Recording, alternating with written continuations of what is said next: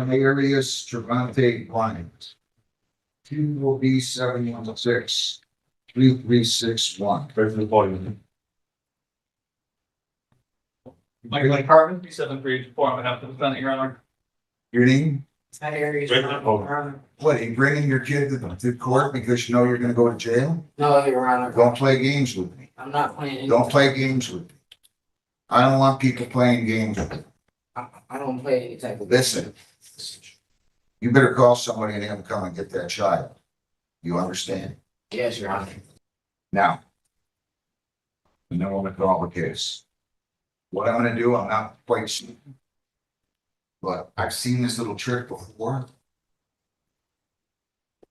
I mean, I didn't just get here 2 months ago, okay? We'll call somebody, get the child. I'll call a case when we're ready. And I'm telling you, if you leave, you're gonna have a big problem with me. You understand what I'm telling you? Yes, Your Honor. Welcome back, everyone. Today, we've got a case that's intense from the first second. This defendant, Terry Estravant, is in court facing a sentencing for vehicle theft, and already, the tension is sky high. Notice how the judge immediately addresses the presence of a child. This isn't just protocol. It's a dramatic signal of the stakes involved. Bringing a child to court during a sentencing can be risky, and right away, the courtroom vibe is electric. In this hearing, we'll see a combination of courtroom procedure, personal drama, and the consequences of past behavior catching up to the defendant. Stay tuned, because the outburst that follows is something you don't want to miss. Security literally has to step in. Against Tyarius Trevante Bryant.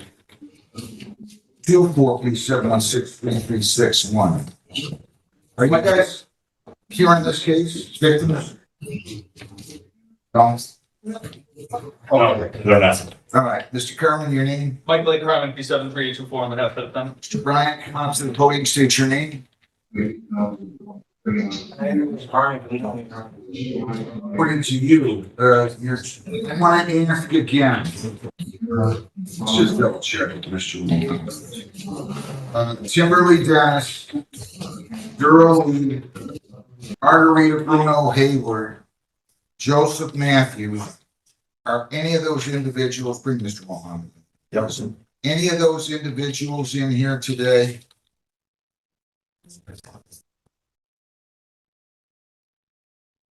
All right, it does not appear as though they're on Zoom. They did not step forward on the case when called. Mr. Carmen, why don't you and your client approach the podium, please, and then tell me whether or not there's any material additions, corrections, or deletions. Your Honor, as far as his employment status, he, since January of 2024, has been working at Cosmic Comics, both in Livonia and Fraser. Both locations earned $340 a week. They'll lose that job if he has to go to jail. He has been living in Romulus with his girlfriend.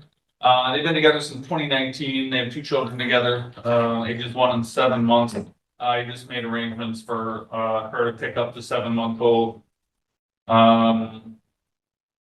Your Honor, he's not been incarcerated in several years. He does have a pending matter in Wayne County that's set for sentencing next Monday. Mr. Mohammed, your name? Good morning, Your Honor. Mohammed on behalf of the people. You wrote down full restitution on this. I just want you to be aware, this is the B&E vehicle to steal property, 200 or more. I just want you to be aware that none of the victims are here. Or less than 200, I'm sorry. This he pled the count.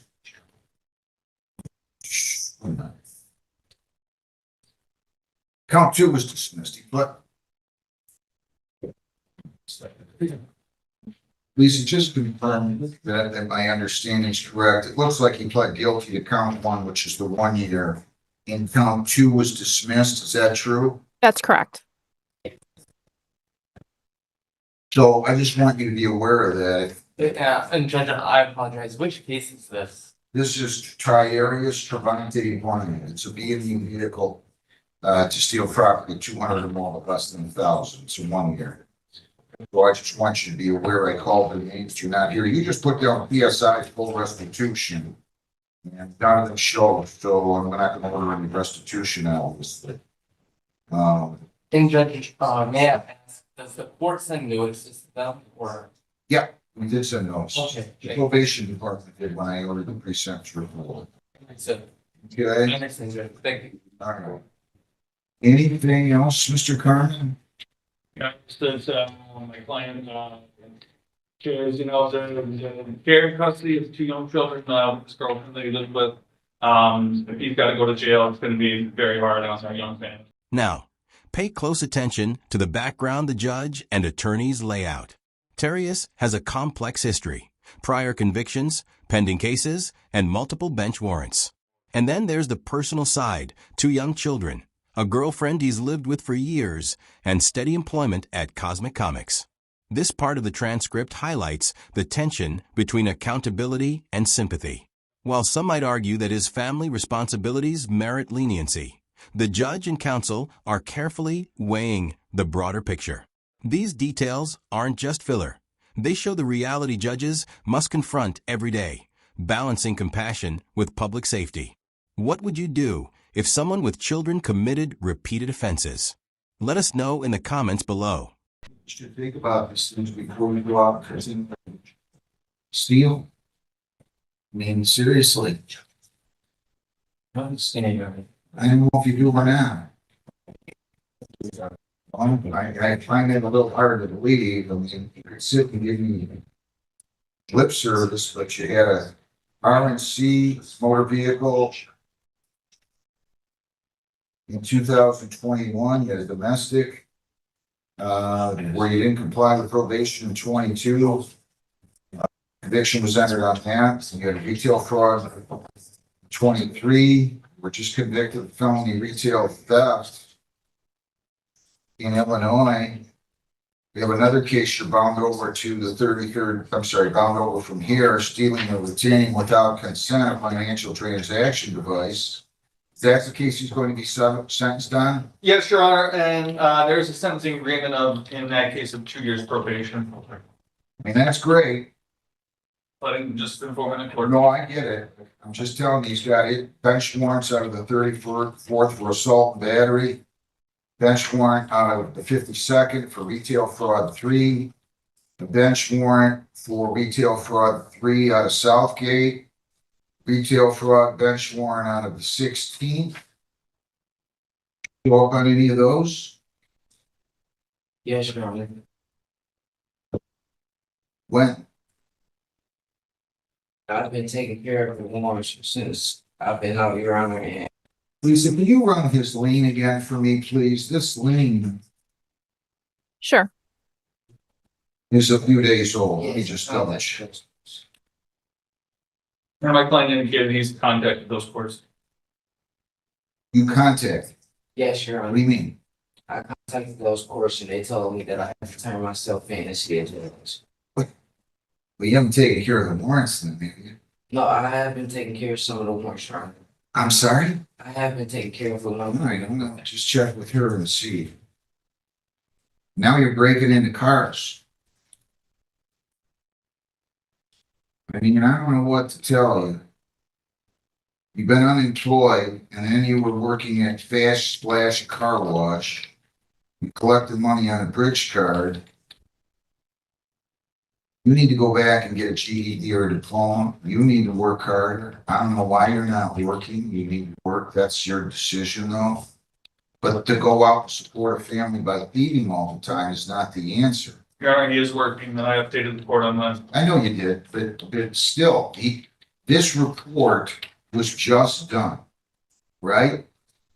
This report was just, let me just double check this. I ordered the pre-sentence report on March 25th. I'm just telling you that they reported then that he was unemployed for the past 8 months. Why were you unemployed for the 8 months preceding that report? I wasn't unemployed, Your Honor. I was just helping my baby mother going through the postpartum and dealing with the kids. I was still working, Well, you told them you were unemployed. Reports being unemployed for the past 8 months. and I don't know why I put that, and I shouldn't have put that. I've been working since January 2024. All right. Lisa, you don't see any of those other warrants. I think you just answered my question. You don't see any other warrants cleared out of the locations I just mentioned, right? I'm just running it right now. Give me 1 second. Sure, take your time. No, I don't see any other warrants. You don't see what? I don't see any other warrants. Well, I'm just saying,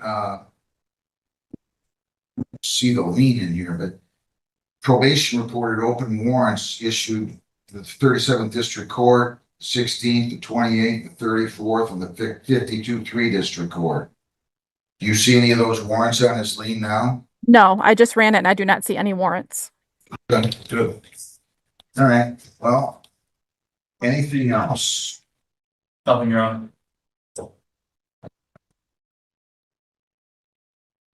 He did not spend any time in jail on this, correct? No. Where's the child now? She's going around. I'm sorry, She's going around. was your the mother of the child here? No, she wasn't here. Someone else came and picked her up. It's supposed to mean like you become a professional thief. 200 fines, 400 costs, 75 victims' rights, $50 justice assessment, 7 1/4, and 40 days jail. You'll serve 325 more if you don't pay your fines and costs. I'll let you pay those at the rate of $75 per month. And I will let that start beginning on June the 15th. If you don't have the money at any point, you call the court. I'll be happy to give you an extension. You have 21 days to write. Things start heating up. The judge methodically walks through Terrius' criminal history, retail fraud, domestic issues, bench warrants, essentially creating a pattern that can't be ignored. This is crucial because judges aren't just looking at one incident. They're evaluating behavior over time. Notice the emphasis on prior noncompliance with probation. That's a red flag in any sentencing decision. This section also underscores the role of record keeping and clear documentation, as the court checks employment, previous offenses, and pending warrants. Every detail matters, and missing information can completely shift a case. As viewers, we get a front row seat to how justice weighs past behavior against current circumstances. 6-1, Mr. Bryant, you need. Here is Brian. Listen.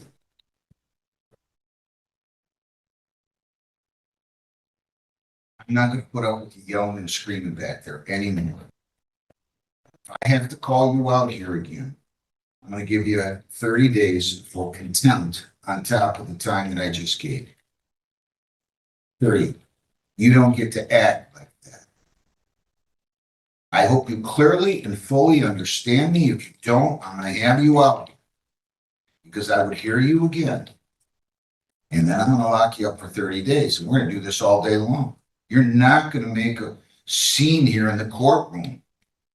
That sentencing, if anything, was too light. I'm not playing with you, How was it too late? Mr. I have a judge that I gotta go to felony court. This is district court. I got sentencing on felony court. Knock it off. Portion shows the classic courtroom tension between self-representation and factual scrutiny. Terrius argues he's been working, despite the report showing unemployment, and explains it was due to helping his partner through postpartum. These human details add depth, but the court has to separate explanation from excuse. Judges must consider whether statements are accurate and verifiable.